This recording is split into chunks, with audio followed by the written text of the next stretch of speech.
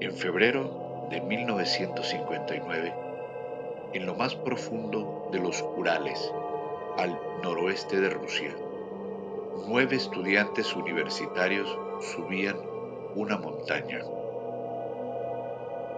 El objetivo de la expedición de 14 días era llegar a Otterden, a 1182 metros de altura, una montaña a unos kilómetros al norte del lugar donde ocurrieron los trágicos hechos de esta historia. Esta ruta, en esa temporada, se considera de categoría 3, la más difícil. Pero ellos eran fuertes, expertos en este tipo de excursiones, y sabían perfectamente que el frío podía matarlos. Pero nada, absolutamente nada, los preparó para lo que iba a pasar esa noche. Sus nombres eran Lyudmila Dubinina, de 20 años, estudiante de ingeniería; Yuri Doroshenko, 21 años, estudiante de ingeniería de radio; Zinaida Kolmogorova, 22 años, estudiante de ingeniería de radio; Igor Dyatlov, 23 años, estudiante de ingeniería de radio y líder del grupo; Rustem Slobodin, 23 años, graduado en tecnología de ingeniería; Nikolai Thibaut Brinole, 23 años, graduado de ingeniero civil; Yuri Krivonichenko, 23 años, graduado en construcción e hidráulica; Alexander Kolevatov, 24 años, estudiante de cuarto año de física nuclear; Semyon Solotaryov, 38 años, graduado en educación física; y Yuri Yudin, de 21 años, estudiante de ingeniería y economía. Este último es el único sobreviviente, ya que por razones de salud no pudo culminar la expedición y tuvo que devolverse. Los otros 9 fallecieron trágicamente. El 2 de febrero de 1959, en medio de la noche, a eso de las 3 a.m., algo los hizo huir de su tienda. No habían animales grandes, no hubo avalancha, tampoco había una guerra, pero salieron huyendo. Casi todos con muy poca ropa, algunos sin zapatos, corriendo hacia la muerte. 6 días después del inicio de la búsqueda, los encontraron. Algunos medio desnudos, otros enterrados bajo 4 metros de nieve. Uno de los excursionistas sin lengua, otro con el cráneo fracturado, y todos ellos con niveles anormales de radiación. El misterio de Dyatlov Pass, la noche en que 9 excursionistas murieron por una fuerza inexplicable. Eran estudiantes de la antes llamada Universidad Politécnica de los Urales. El grupo era liderado por Igor Dyatlov, un joven ingeniero de 23 años, apasionado por la montaña, talentoso, meticuloso en el desempeño de cualquier tarea. de excelente forma física, de buen carácter y amable con la gente. No solo era hábil radioaficionado, sino que diseñó y ensambló un transmisor de onda corta y estableció comunicación con la onda corta del país. Además, era un buen fotógrafo. El objetivo del grupo era alcanzar la cima del monte Otorten, un pico nunca antes escalado oficialmente, y su líder definitivamente no era un inexperto en este tipo de excursión. Todos ellos eran experimentados, habían participado de expediciones anteriormente, sabían cómo sobrevivir en condiciones extremas, tales como temperaturas menores a los menos 30 grados centígrados, y tenían todo listo para la excursión. Incluso llevaron una cámara porque querían registrar su hazaña. La última foto que tomaron fue de la montaña al atardecer. Parecía tranquila y segura, pero esa noche todo cambió. Decidieron acampar en una pendiente a 300 metros de la cima de la montaña 1079, o Montaña de la Muerte, como se conoce en la actualidad, a 16 kilómetros del monte Otorten, su destino final. Aunque era peligroso, lo hicieron. Y entonces ocurrió algo. La tienda fue cortada desde adentro, no desde fuera, como si alguien hubiese perdido la razón y empezado a cortar la lona con un cuchillo. Pero no se encontró ningún cuchillo afuera, solo algunas huellas que se alejaban de la tienda hacia el bosque. Salieron corriendo, algunos con ropa interior, calcetines, pero sin botas, sin abrigo, con temperaturas menores a los menos 30 grados centígrados, como si algo los hubiera aterrorizado más que la misma muerte. Se había acordado de antemano que Dyatlov enviaría un telegrama a su club deportivo tan pronto como el grupo regresara a Visay, último lugar poblado que visitaron. Se esperaba que esto ocurriera a más tardar el 12 de febrero, pero Dyatlov le había dicho a Yudin, el compañero que se regresó por motivos de salud, que posiblemente podía tardar un poco más en enviar el telegrama, ya que en este tipo de expediciones los retrasos de pocos días eran comunes, por lo que a pasar la fecha y no recibir ningún mensaje, no hubo reacción inmediata.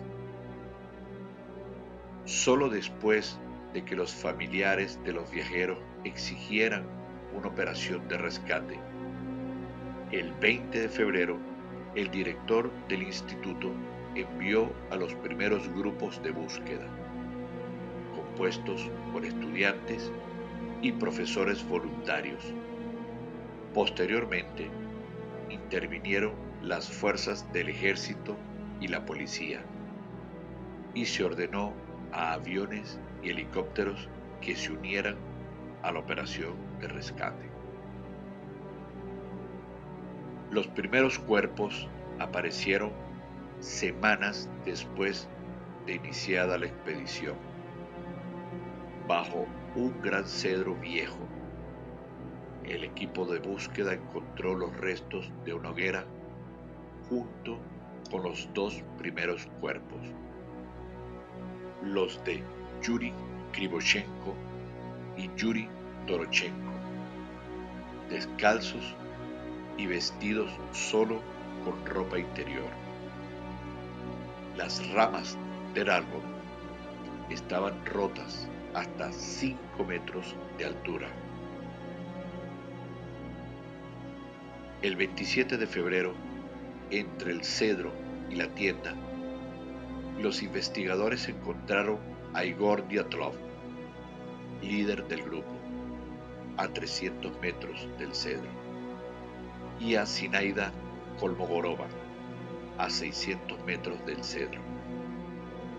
Y 6 días después, el 5 de marzo, a Rustem Slobodin, a 480 metros del Cedro. Los tres parecían haber muerto en poses que sugerían que intentaban regresar a la tienda. Un examen médico no reveló lesiones que pudieran haberles causado la muerte, y se concluyó que habían fallecido por hipotermia. La búsqueda de los 4 excursionistas restantes duró más de 2 meses. Finalmente fueron encontrados el 5 de mayo bajo 4 metros de nieve en un barranco, 50 metros más adentro del bosque, desde el Cedro. Estos 4 iban mejor vestidos que los demás, y había indicios de que quienes murieron primero aparentemente habían cedido su ropa a los demás. Pero eso no explicaba lo que encontraron. Uno tenía el cráneo fracturado como si hubiera recibido un golpe brutal. Otro, 3 costillas rotas sin heridas externas. A una de las mujeres le habían arrancado la lengua. Y varios tenían radiación en su ropa.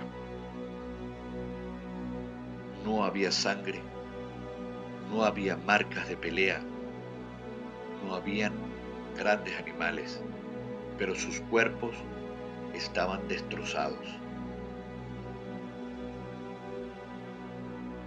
Teoría 1. Avalancha retardada. En 2020, investigadores rusos propusieron que una avalancha retardada los asustó. El viento acumuló nieve que se dio horas después. Salieron corriendo y murieron de hipotermia. Pero no había evidencia de avalancha. Y los daños internos no coinciden. Además, esa no es una zona propensa a avalanchas. La montaña de la muerte no es alta. Solo se eleva hasta 1079 metros. Y ciertamente no es muy empinado.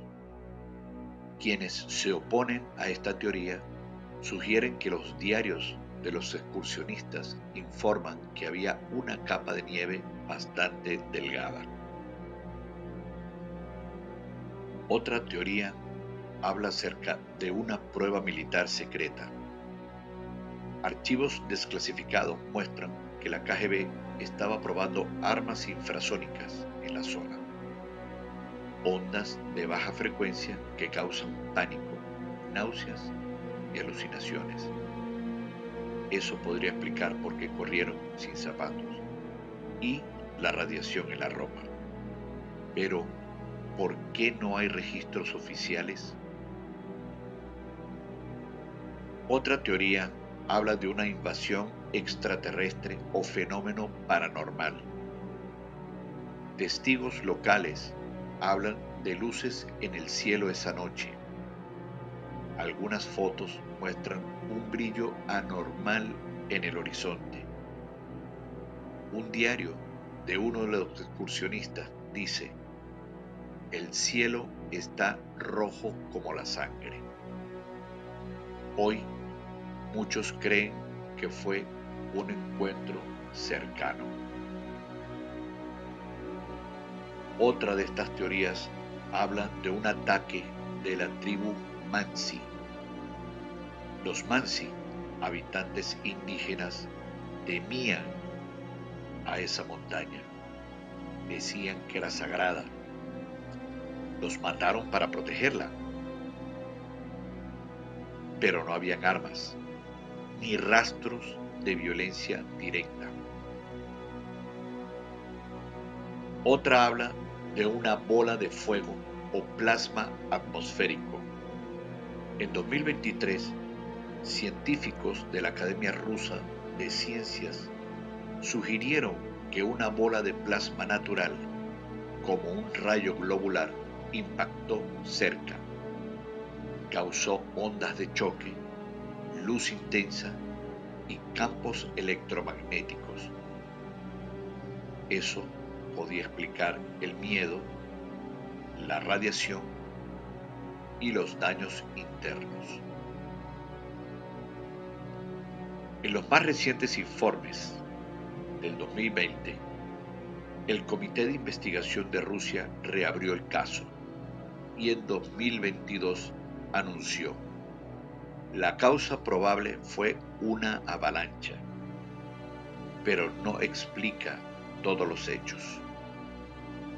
Además, en 2023, análisis forenses confirmaron radiación beta en 3 chaquetas. Y en 2024, un satélite meteorológico reveló datos de una onda de presión inusual en la zona esa noche. Y un exagente de la KGB, antes de morir, dijo: lo que mató a esos jóvenes no era terrestre. Quizá nunca sepamos qué pasó en Dyatlov Pass o el paso de Dyatlov. Quizá fue una combinación de factores: tormenta, avalancha, miedo colectivo. Pero hay cosas que no pueden ignorarse: que salieron corriendo sin zapatos, que uno perdió la lengua, que varios tenían huesos rotos sin heridas externas y que la radiación no debería estar allí. A veces los lugares tienen memoria y algunas montañas no quieren ser escaladas. Si esta historia te inquietó, regálanos un like, compártela con alguien que ame los misterios sin resolver y suscríbete a Historias y Personas, donde exploramos lo que los libros de historia no cuentan. Y dime en los comentarios, ¿qué cree que los hizo salir corriendo? ¿Una avalancha? ¿Un arma secreta? ¿O algo más inquietante? Hasta la próxima.